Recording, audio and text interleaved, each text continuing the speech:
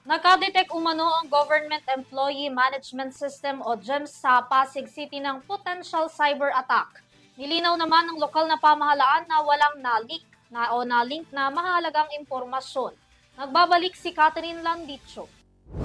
Ipinabatid ng lokal na pamahalaan ng Pasig City na nadetect ang isang cyber attack na tinatarget ang Pasig City Government Employee Management System o Pasig City GEMS. Naganapan din mo na yung cyber attack alas 8 ng gabi noong April 15, 2025 kung saan nag-aaral naman itong nireport matapos na hindi makapasok sa kanilang system ang mga empleyado ng pamahalaang lungsod. Sa kasalukuyan naman ay wala pa umanong naitatala na pag-leak sa datos ng nilalaman ng naturang system.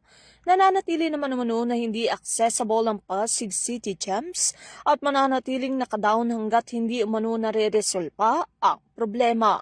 Nakikipagtulungan na rin daw ang lokal na pamahalaan ng Pasig City sa Department of Information and Communications Technology o DACT para sa agarang matukoy ang pinagmulan ng issue.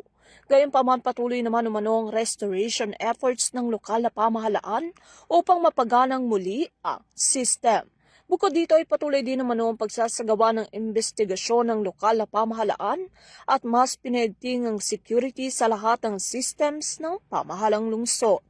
Sa kabilang banda, maglalabas naman ng isang memorandum ang Human Resource Development Office o HRDO kaugnay sa magiging status ng Pasig City GEMS.